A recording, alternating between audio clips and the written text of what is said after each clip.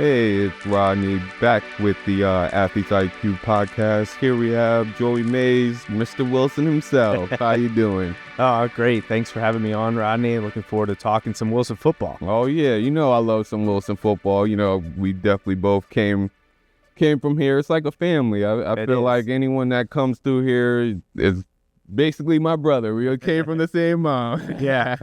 Yeah, well, I've known you now for a while. I guess we're over 10, 15 years. Oh, man. Crazy. Time flies. They sure do. So, you know, getting into Wilson, and how'd you start here? Did you start always going to Wilson? Did you grow up in the area? Yeah. How'd that? I did, yeah. I grew up in the area. I originally went to, actually way back with West Wyomissing. My first I remember school. that. Yeah, School. I do doesn't remember even that exist one. anymore. Completely gone. But I moved over to Whitfield, continued through Central Junior High, and then through Wilson High School. My whole life a Bulldog through and through. Hey, don't hurt me. I went to Mifflin first, but then I went to Mifflin for a year, and I came to Wilson. It's not how you start; it's how you end it. Exactly. Yeah, we know many people that have come to the other side, right, and then finish strong, exactly, in the red and white, and not the maroon and gold. Oh yeah, so we're the tortoises. We're the tortoises. So what? Just getting into Wilson football, and you know your involvement in it. I know you're heavily involved in the sport. And where did it start for you? Where did football start for you? So football started for me. It was a bit inconsistent at first. I think we started Little League for Van Reed at the time.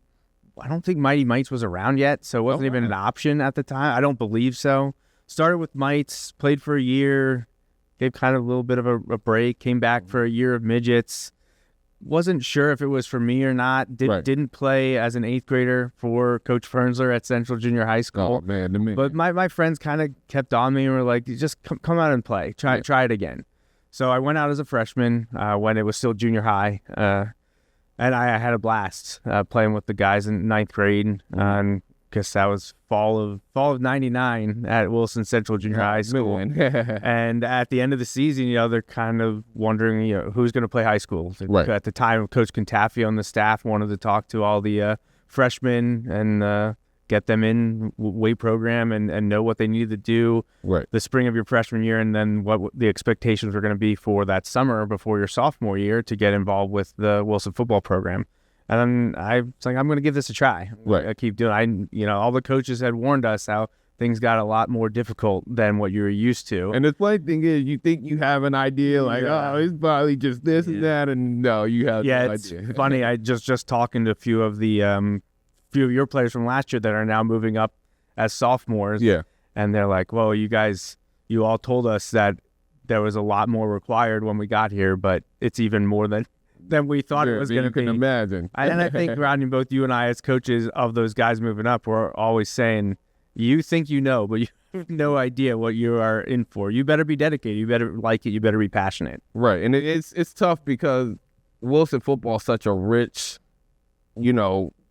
traditional program that it's kind of like an expectation when you go through the program, and I'm sure you were part of some great teams. Yeah it is very much the expectations. It's hard to explain to outsiders or people that aren't as familiar with the program. Even the kids coming up through it, they're used to watching the Friday night games, and that's all they see. They don't see all the time, especially in the off season, outside of football season, that's required. But yeah, it's I got to high school then. I played through 10th, 11th, 12th grade, was part of some very, very strong teams. Actually played during a time when the LL League was maybe at its peak, or one of the better times of the Lancaster-Lebanon League, because we had a fantastic team. So my sophomore year, I was playing with the seniors like Brett Harbach and Andy Rowland, Mike Nelson. Like, these are some big-time players that had been there for a while. It was coming off a district championship in '99 with Pete Gilmore. Yeah. So there was all high expectations, and went 9-2, made it to the playoffs, lost at Cumberland Valley. Actually shared the section title in I think it was a 3-way tie. We had lost to Cedar Crest during the season at Cedar Crest, and this was a Falcons team that, if anyone watches me on the Bulldog Hour, Justin Raffoff and I talk about our high school teams a lot because of the talent that was in the Lancaster Lebanon League at the time. Right. Brandon Kirsch was the quarterback. He went to Purdue. Jaron Hayes was the running back at Cedar Crest. He went to Michigan State. Then we were playing against Lancaster McCaskey, who had Perry Patterson, who was a Syracuse quarterback. I definitely heard of him. And I think his name was Danny Melendez. He went to play wide receiver at Maryland. Oh, wow. It was just, and then there was Wilson, Andy Rowland went to play at Duke, and Mike Nelson went to University of Ohio. There's just so much talent in the LL at the time. Wilson going 9-2 a year after winning the district championship. I know people were disappointed. They were hoping for more. Right. Next year, we thought we had a fantastic team, so many players back, but we were running into that group of seniors from Cedar Crest and McCaskey, and just couldn't get things going, and it was a struggle. It's honestly one of the record-wise one of the worst teams that Wilson's had. We finished 6-4.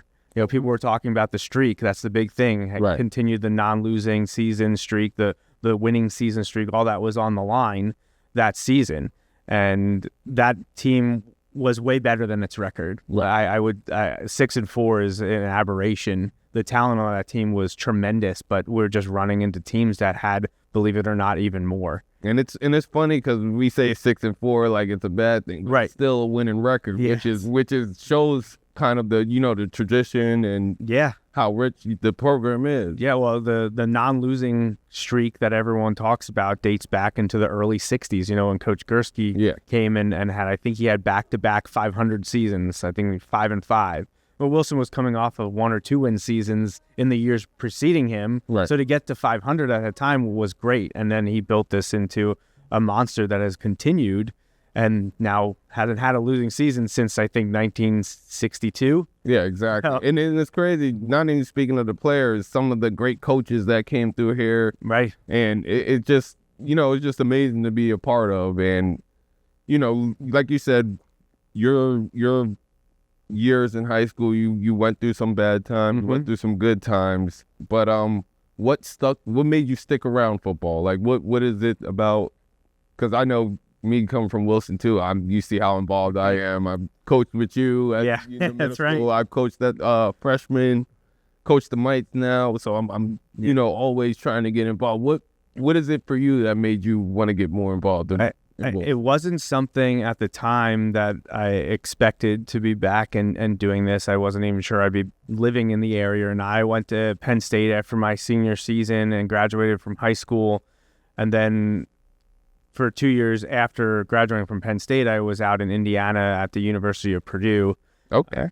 Nice school. I wasn't attending. I was actually working there. My fiance was getting her master's degree, and I got a few jobs out there to make sure I was with her while she got her advanced degree. And I wasn't really thinking much about the future outside of a job. Wasn't thinking about like hobbies and interests and things like that. But it eventually came to be that my fiance and I decided that we were going to move back to the area so that I could work with my family, my dad at May's Sandwich Shop in West Lawn. Gotta go to me. It's gotta go to me. And my thought after talking about that with my fiance at the time, now wife of 16 years. Oh, wow, that's great. That's great. I said to her, I was like, well, if we're going to be back in the area, I wouldn't mind getting into coaching. Right. That was what I said to her. And after I talked to my dad about coming back, this was like December 2008, so about 6-7 months before my wife and I were to be married and that we were going to move back home. He was very receptive, and I mentioned I'd like to coach. And, he started to see some of the teachers from school and started telling them that I was coming back, and one of them was Anton Fernsler, the coach at Central Junior High, my coach from Central Junior High. And my dad mentioned to him that I was coming back and I was going to talk to Coach Doms and the staff, see if I could volunteer to coach. Mm-hmm. And Mr. Fernsler said to my dad, don't have him go to Coach Doms. I need him. Have him come and see me. He can work with me. So I was, at first I was like, I don't know. I wanted to be involved with the Friday Night Lights. I wanted to be there, do with the high school players. But the more I thought about it, I was like, I'm going to be a newlywed. It's my first time back in the area in 6 years. Let's start slow and let's go to Central Junior High and see how things are going. So that's what I did. I had 1 year with Coach Fernsler at Central Junior High before Wilson moved into the middle school system. Yeah. So I got to coach the ninth grade or this 7th, 8th, 9th grade pony team. There's 2 teams at that time in junior high, so I got to do a little bit of my own head coaching while working with Coach Fernsler. I got to coach the 7th and 8th graders, and then help out with the 8th and 9th grade varsity players as well. It was great. We had a great class. We went undefeated, had a great time, and that's when I started going to the Friday night varsity games again, just as a fan, a spectator. I was, in the bleachers watching like anyone else. I went to a few games in 2009. We moved in the middle school system, transferred over to Wilson West to do just 7th and 8th grade now, mostly 8th grade. And 2010, 2011, and I was like, this is great. This is my speed. It allows me to work. It allows me to be at home, but I still get to be around football, be around Wilson football, coaching the kids. And then started thinking that there needed to be a little bit more coverage of the team for people that, like myself, weren't in the area for a few years. When I lived in Indiana, I had no way of really staying up to date on Wilson football. Especially 100 miles away. Right, hundreds. I'm northwest of Indianapolis. I'm almost closer to Chicago, and it's tough to get information about the Wilson football team in the mid 2000s. Before really social media had exploded. There was Facebook, but there wasn't Twitter wasn't prevalent at the time really yet when I was out there. So unless my parents updated me from their Red and Eagles subscription, I didn't really know what was going on. So unfortunately, I missed one of the best Wilson teams ever, that 2008. Oh yeah, that 8 team was, and it's crazy because growing up in the area as well, I didn't realize how much it wasn't covered. I guess. Yeah, and it was different because you and I came at the same time. We did. That's all I knew was the coverage. Yeah. I didn't know the time before it. The Red and Eagle newspaper, that was at the time, that 2000s was sort of the transition of start the degradation of traditional newspapers. It hadn't reached everywhere yet, and Red and Eagle was still very strong through the 2000s and early 2010s. But then you started seeing more individuals doing blogs or micro blogging through Twitter and now X. Facebook really exploded. All that was happening after I was in college and after I was in Indiana when I moved back here. Right. And that's why when you were a junior and you were chasing the rushing record in 2010, that's when I was like, oh, no one else seems to be doing this. I'm going to do it. So it was the playoff game against Cumberland Valley in 2010. Yeah, that things really took off for me. Unfortunately, it was a Wilson loss. Yeah. I don't want to rub salt in the wounds because I know you. We got him back. We got him back. That's right. That's right. So, but then 2011, your senior year, that's when things really took off, and I started going to every game myself. Previously, I was relying on things that I could find before I started reporting myself. 2011, I went to every home game. I went to a few road games. Went to all the playoff games, and that's when things really took off because I also added photography. Standing on the sideline, not only updating people on Twitter, but also taking game photos. Right. And really, that your senior year was when this all kind of kicked into high gear, and things have definitely changed in the last 15 years since that. But that was 2011 was really when things took off and led us to where we're at now. And it's funny because, now that you say that, it was something, now looking back on it, I kind of noticed some of those things. Like, I remember senior year for the banquet, we had all these pictures printed out, but we never had pictures of ourselves. Right. And someone reporting, the news that we're doing. So it was definitely nice to watch. And now seeing it as it's growing and, your podcast, the Bulldog Hour, and, funny way on how that started. Yeah. It's a funny story. I really got invested, started in 2010, really expanded in 2011. And then finally for 2012, I went to everything. I started going to everything. So it was a gradual process, but then once it started, it hasn't stopped, and it's gotten bigger every year. So did the sideline updates and live tweeting photos just to keep everyone that couldn't be at the game in check. Any people lived out of state or family members that couldn't travel. This way there was an opportunity for them to follow the team, because this really was before multiple live broadcasts were available that like they are now. It seems like almost every game is broadcast in some way in the last few years, especially post-COVID when things really got weird during the 2020 season. How do you watch the games? How can people watch? Finally, athletic departments embraced live streaming. Right. And we're at where we are today where nearly every game each season is available over the internet. That wasn't the case when you were playing in the years following. So after a few years of just doing the updates and the photos, I just recalled back to when I was playing during Coach Contafio's era that there was a Wilson TV program that was broadcast on BCTV, on cable television, that just focused on the Wilson football program for an hour. There was interviews of players, coaches. They did game film breakdown. There were Player of the Week honors. It was just really cool with Coach Contafio and our wide receivers coach, Chad Brubaker. Those two of them that were involved with the original Bulldog Hour. But it was run through the school. It was done on school campus. It was done with students and obviously the players and coaches.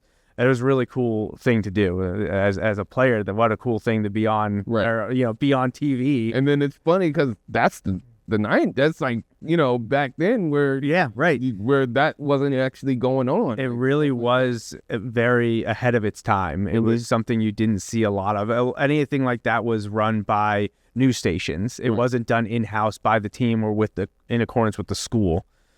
So I got the idea.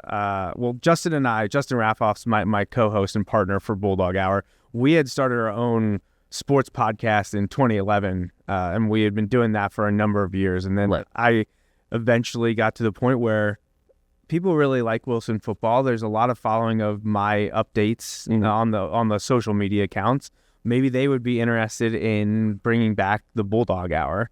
So I talked to Justin about maybe we switch our weekly sports podcast away from NFL and college football, and during Wilson season, let's talk Wilson. Right. See if we can garner any interest. So cleared it with Coach Doms. Didn't want to step on anyone's toes or do something that they weren't interested in. But he was very receptive. He looks at it. Any exposure for the students in the program is a good thing. Exactly. Anyone talking about it, especially if it helps the kids in recruiting, get their name out there.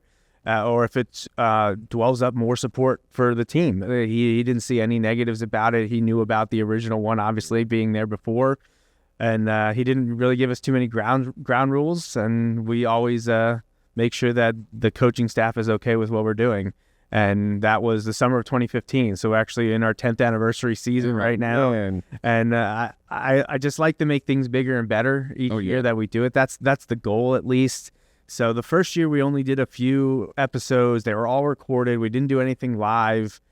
Then the next year we went to bi-weekly and we were doing it live. And then I think since our third year, we've done it weekly live all the time. And we added the preseason interviews with the players and coaches, which just really amps up the excitement for a new year. Yeah, it brings the excitement. Because I actually, like I was going to say, I think I remember being on one, but I can't remember if it was one you were running or if it was when you were a player. I remember being on Bulldog Hour. Okay, so I mean, maybe I don't know when exactly that ended, the original run of it. I know it happened at least from the 2000 season when I was a sophomore through I think at least 04-05. I don't know if anyone picked up the mantle and continued to run with it after Coach Contafio left and Coach Doms became the head coach. And then a few years later, Coach Brubaker went on to be the head coach at Springford. Oh yeah, that's right. So I don't exactly know when that original run ended, but maybe it wasn't Bulldog. It was something else of that nature where we came in, talked about, but it was ran by Wilson. So. And like I said, I've been on a Bulldog outside of that. So I've been on it, outside of my playing days. And, it's always a good podcast. And it's actually ironic that you said that. It was crazy to me to find out how many people outside the state want to know about Wilson. Like that, been through the pro that still want to keep updated on Wilson football. Yeah, and that really was the onus of the start of all of this 15 years ago was I felt like I wasn't the only one that wasn't able to follow the team back in the mid 2000s, late 2000s. I was sure there were other people out there that wanted to know what was happening, but didn't have that opportunity. Right. And that was kind of the void that I was filling. And then eventually with the help of Justin to make it even larger. And we have a good, well, honestly, Bulldog Hour is more popular than the regular show that we do, the one we originally started, because there's how many people talk about college and pro football, Yeah, exactly. or other professional sports. There's a ton. How many other people talk about Wilson football? Exactly. Just you. Right? It's more niche. It's much smaller demographics that you can reach. It's basically focused in Berks County, or people that grew up in Berks County and maybe live abroad now, or somewhere else in the U.S. But we reach a pretty nice audience on the Bulldog Hour now, especially now that we've been doing it this is our 11th season covering the team. So it's been a lot of fun, especially having coached the kids when they were younger in middle school, and then following them up through their high school career, getting to see those guys that were 7th and 8th graders with us, but then you're interviewing them as juniors and seniors, and they're getting ready to go on and do even bigger and better things in college or in the workforce. And it's such a big change, seeing them so young and then seeing them again. You're like, where has time gone? Amazing physical and mental maturation from 8th grade to 11th grade. Exactly. They were more like you see from freshman to see those 2 or 3 years. Just the development is insane. It's exponential, and hopefully we've been able to play a small part in that role.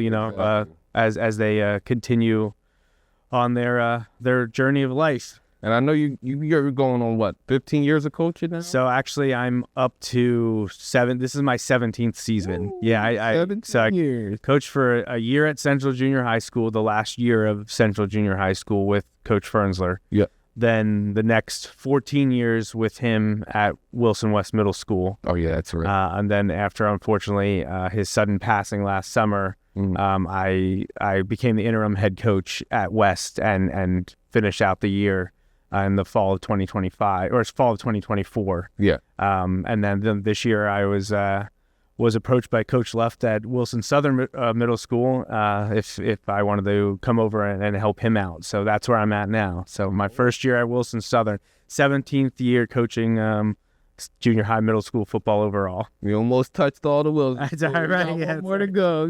One more to go. Yeah. So yeah, a fantastic experience. Absolutely loved and adored Coach Fernsler. Yeah. I know he's seen as a tough guy, but he taught me a lot. He was my mentor, and I know it was great coaching with you for the 1 year. Oh yeah, you got exposed. You know to what? It's crazy because you had 14 years with him. I had one, and it's crazy how much you are able to learn from him and how much knowledge he possessed. Honestly, I don't even think he needed us. Like he could run that team by himself. It was amazing to see. He loved having help, assistant coaches, but he was such a wealth of knowledge, and he commanded such a presence. Right. It certainly helped him being in the school and knowing the kids for years before they came to play for him. Right. But he could have done it all on his own. Well, honestly, when I played for him as a 9th grader, it was just him and Mr. Rhodes. Just just two coaches, which, with 40-some 7th, 8th, and 9th graders, that's 7th, 8th, and 9th grade boys. Oh, yeah. Like, just two people there. I know it got rough at times, but if someone was going to be able to do it, it was going to be Anton. Yeah, he controlled the room. And like I said, it was such a blessing to know him and coach with him and actually play against him. I didn't get to have him as a coach, but he definitely made the games tough, and he made them fun, and always talked a little junk. But he was always a great guy to be around. Yeah, incredible motivator, incredible football knowledge. Loves his offense. Yeah, he usually liked to let other people do defense. He was all about offense, and the amount of stuff that he had us running at West. I mean, it's like an NFL playbook. It was deep and vast, and like I said, Wilson. It was such a blessing coming through here and meeting some of the people I met, and going through the tradition, and now being able to give that back to the youth that are now coming through here. And like you said, we always tell them, you guys haven't seen nothing yet. Yep. Well.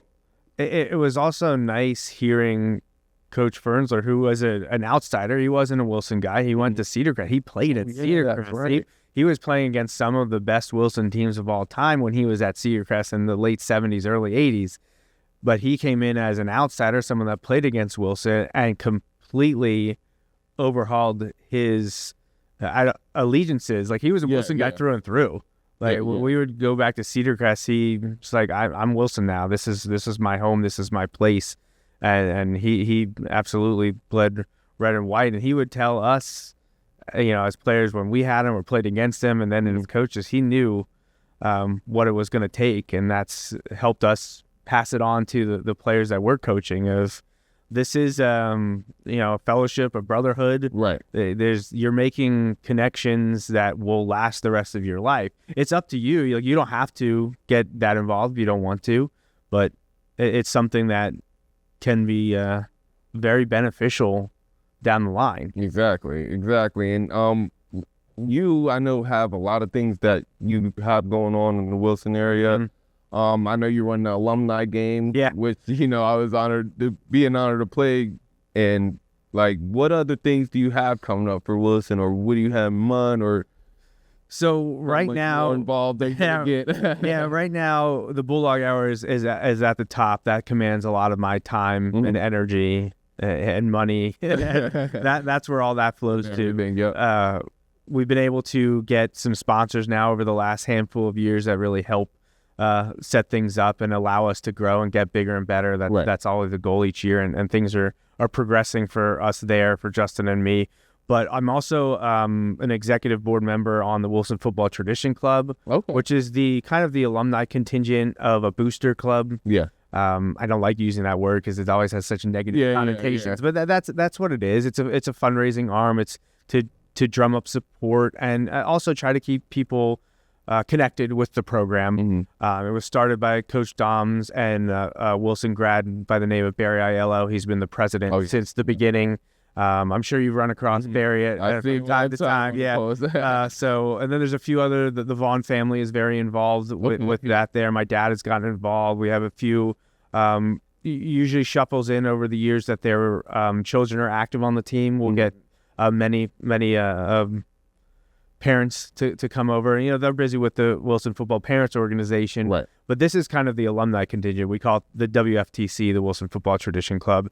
You don't have to have played at Wilson to be a member or to get involved. You just have to be a football program supporter. Okay. And we've used that over the years, especially over the last 10 years or so, as an additional fundraising arm. I know Coach Doms is always talking about the changes. Every year or two, there's significant changes and more expenses for obviously not just football teams, but all of the athletic programs across in the scholastic space. I know in football, they added that you needed to have additional padding for non-contact practices. You still had to more padding. They had to get those essentially what were, I think, like lacrosse pads where the I always wonder, the not quite shoulder pads, and now you have the Guardian caps. They had to get the anti-concussion, the concussion-proof caps added to the helmets. That was another precaution. Now they're working with drone footage, and there's always the huddle cameras. Mm-hmm. So there's just these added, usually tech-related expenses that would build up. So the Tradition Club was kind of meant to try to absorb those financial hits. Because the budget is limited coming from the school, right? And that tries to be a separate entity from the main school budget is the athletic budget. So you try to do as much operating costs outside of that realm to alleviate the coaches having to fundraise it. Yeah. That's because that's where it was coming from. And the Tradition Club fund is also used to help pay for student athletes that may not be able to afford to go to camp. Oh, wow. It trickles down throughout. It helps across the board. So we've tried to do fundraisers for that, and that's what the alumni games were. They were fundraisers for the football program to ease the burden of financial requirements to operate a program. So we ran the first one in 2019, the alumni game, and that actually started from an idea that was sent to me by one of my teammates, a year older than me. He was part of the 2001 team, David Diaz. He sent me a video of, I forget what state it was from, but it was actually two rival schools playing a full contact, full tackle football game. Oh, wow. Yeah, and I immediately said, I think he posted it in the Tradition Club, actually, and he tagged me. He's like, we got to do something like this. And I said, I don't think there's any way that the schools are going to be okay with your full contact. Alumni. Like, think about the liability, Oh, my the God. insurance necessities, and just, how there's bad blood, and that runs forever. Like, Well, we had a couple injuries in the flag, so. right, but think about a full contact that. Wow, that would be against a rival, too. Oh, man. Oh, yeah, attention's flying. Wilson Mifflin alumni would be fantastic. That would probably put some butts in the seats. I think too. But there's just too many risks. So I said to him, let me talk to the rest of the Tradition Club executive board. I think we can come up with something. And that's where the alumni flag football game came from. So we started that in this really late winter 2019. I put out the call and I said, hey, we're going to do this fundraiser for the team, celebrate the 75th season of the program, and let's go have some fun. Right. It was not well received initially because people were concerned about getting hurt. Yeah. They're like, oh, I'm not in shape. I'm like, hey, this is just for fun. Right. Like, this isn't, it's competitive because we're athletes. We're competitive by nature. But it's just for fun, and we're going to help out the football program. Right. It took a while for people to get on board. They eventually did. I think we ended up having about mid-50s in attendance, and it was a ton of fun. We raised funds for the team. The best part was when it was all over, I had alumni that didn't play that wished they would have played. They saw how much fun we all had. They heard people talk about the game and how great it was. They were, man, I should have played it. Well, and I said, I was like, hey, maybe we'll do it again. Yeah. Maybe we'll be able to do it in the future. And then, well, we did. Yeah. Last fall, 2024, for the 80th season of the football program, we had another event, and then, like always, trying to make it bigger and better. We added a whole bunch there. It was broadcast, and the stands were actually pretty packed. And we made some changes to try to encourage community involvement and attendance, and it worked out. And we had a great time. Lucked out with fantastic weather. So many people helped out produce everything, not just Barry and my dad and the Tradition Club and the board, but the coaching staff and the current players and alumni that maybe didn't feel like they could participate but wanted to help out. And, we had Coach Slemmer come in from Arizona. That was actually nice. Because I've never met him, and I've always heard good things about him, and it was nice, putting a name with a face. Yeah. Who the great Slemmer was. Fantastic to have. But, that you talk about the tradition, the legacy, and how for many people, Wilson football is there forever.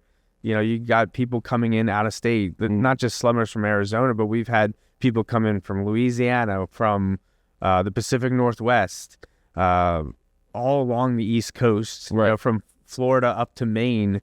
There were people coming in, or at least tuning in. I think the live viewership hit like 38 states or something like that. It was so it's incredibly well received, and if we can raise a little bit of money for the program, that's fantastic. But the injuries, that is, it was a concern, and it has been an issue. So I don't know if we'll get to do an 85th season game or not. Look out for the next one. We'll see. We'll see what happens. But I've talked to actually some other local programs. Why Missing area reached out to me, getting us an opponent. No, not a head-to-head battle. They were interested in maybe doing something of their own in the same vein. So I gave them the information and told them about the pitfalls and what we learned between the two events and what we would change for the next time.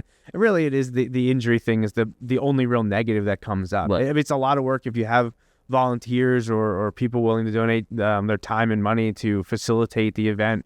That's fantastic. But the only negative drawback was the injuries. That's but it's a sport. It's the risk that happens, and if you're gonna push it like the guys do, it's bound to happen. If you're gonna test that field, you're probably gonna push it. I was like, I'm not gonna run around a lot. I played 3 quarters straight, and my legs were falling off. And it's amazing that you were able to come back and play. Did you play in both? You played in 2019. You played. That's what I wasn't sure if you had played in 2019. I knew you played last year, but that's also another benefit is a lot of times Wilson football is a snapshot for people where you only watch while you're a student, or maybe you're only involved while you're a player. And there's such a huge history surrounding the program. And it's nice to welcome as many former players, coaches, athletic trainers, managers, the cheerleaders, band members, to have as many of them come back as possible, just to continue that the connections and the fellowship and learn a little bit about the past. There's names out there that many should have heard about but probably didn't. Exactly. And that's what was really great. Both games having people from, I think in the first game we had players from the 60s. I know in the second game we definitely had players from the 70s. I can't remember if we cracked the 60s or not, but yeah, it was fantastic. Just truly generations of Wilson football players coming together, and we try to put a little bio information about them across social media or in the game program so that people could recognize that these may be 60-year-olds running around right now, but when they were 16, 17, they were the best of the best. Yeah, and it's funny, like how we said you connected on my first year. You actually starting out when it came to podcasting and recording and reporting my year that I went to go break the record. And ironically, leading up to that time, I had no idea about Wilson history. I was just, a kid that came from Mifflin, decided to play football, and I was just playing the sport I loved. So it wasn't until halfway throughout the season people were asking me about guys like Pete Gilmore and Stopper and Rob, and I'm like, I have no idea who these people are. Yeah. So then like, as you're reporting, as I'm, being around more and being more involved in Wilson football, you start to hear the names and what they were doing, and then it kind of brought more light to what I did, because I'm like, wow, I didn't know I surpassed this guy who was a grade at Penn State, or this guy who was, you know what I'm saying? I had no idea who these people were and what they meant to the program until it was kind of all said and done. And I'm, like you said, you like to post a lot of history. I always call you the Wilson Encyclopedia. I say, so you like to post a lot of history and, just being around and hearing people talk and seeing. That's where I kind of gained my knowledge on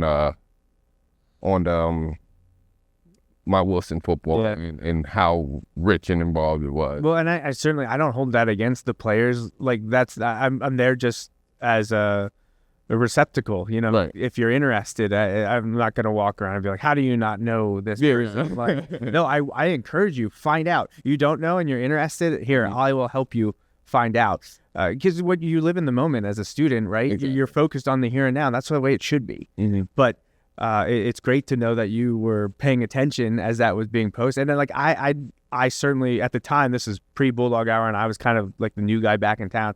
I wasn't about to start talking to players. I wasn't going to start being like, do you know that, that wasn't what I was about. But I knew that there were people interested in your chase for the record, even if you weren't quite aware of what was going on, because you were chasing Pete Gilmore, I believe, is the one that had the single season rushing record that you eventually broke as a junior in 2010. But each week, and at the time I wasn't attending the games, but as I would get the statistics, I would run in and be like, well, Rodney's super close to breaking that record. And quarterbacks and running backs, those are the ones that definitely move the needle when it comes to record books. They're the ones that you just have the most stats that you can pile up.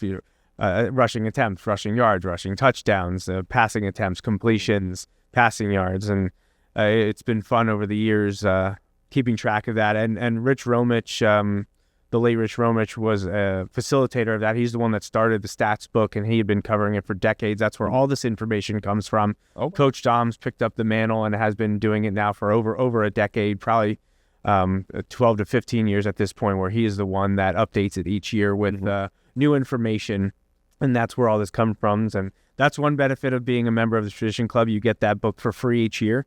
They're available to purchase for $5, and if anyone's interested in Wilson history or football statistics, that is definitely a great. It's the only thing out there. Like, you can't get it anywhere else. I don't even have it on the site yet. I would love to have a digital copy of it, but haven't gotten that far. But yeah, knowing the heritage, the legacies that are out there, learning about the past is awesome. That's kind of what helped Bulldog Hour evolve. Like, we have the podcast, the weekly TV show, but the website has kind of become the de facto home of Wilson football. Right. And not just for the current season, but for everything, for all the history. You can find a ton of information at bulldoghour.com. And I'm really, really proud of what's been put up there. And I've been just out of the blue messaged the email from alumni that I've never talked to, but they say they found the site or someone sent them the site. And for a large majority of the 80 plus seasons of Wilson football, I have the entire season chronicled. Oh, wow. All like as many newspaper clippings and statistics and records and pictures. So they reach out and say, I was never I didn't read about this when I was a player because I didn't collect my news clippings. Right. But now, here I am in my 50s, 60s, 70s, and I can relive my time playing Wilson football. And that makes me feel really good because I started this hoping to find some information from my teams, and now it has just ballooned and gotten so big, and definitely a highlight. Yeah, that's definitely dope. And actually, all you do is pretty amazing for the Wilson program. And it's kind of funny how where my history comes from. It's when Coach Brubaker was the librarian. Yeah. And, to get out of class sometimes, I would go to the library, sneak into the little back, and watch just all old school highlight VHS tapes. And that's how I started learning some of these players. Like, I watched Andy Rowland like 100 times. Right. No reason. I would just go back there to waste time and just watch. And then the Nets, I'm like, oh, wow. These clips are like now we're talking 25 years in the past for Andy Rowland, but the original game film was digitized is probably the wrong word, was converted from the 8mm film to VHS. That's probably what, did you watch on VHS? Watching. So that was done by Coach Haas. He was the one that did that. And then I, over the last 7-8 years, have fully converted them from VHS to digital. Oh, so you have? I have uploaded a large amount of them, especially the early ones, to YouTube. They're on the Wilson Bulldogs football YouTube page. What was the most fascinating and honestly jaw-dropping to find was the first ever Wilson football game was on, at the time, VHS, obviously originally recorded somewhere else, in color, 1945, against the Reading JV team. So it was interesting, you're talking about football back in the 40s, just after World War II. And the organization, well, it's on YouTube. Okay. It's sped up. I probably should maybe slow it down to the normal speed. Right. Because everyone's running around like kind of like an old movie without sound. Everyone's kind of running around. It's very fast, but you can see the first ever touchdown in Wilson football history, which I believe it was one of the Welder brothers and Jim Lippincott, who I know was out on the sideline for the games that you played, and he passed away a few years ago. But he was a mainstay, one of the last surviving members of that 1945 team up until a few years ago. He was actually one of the honorary captains of the first alumni football game. We had out to recognize him, and I think he might have passed away a year or two later. But 1945, against the Reading JV team in Reading. You can actually see the Reading Railroad passing in the background at the field.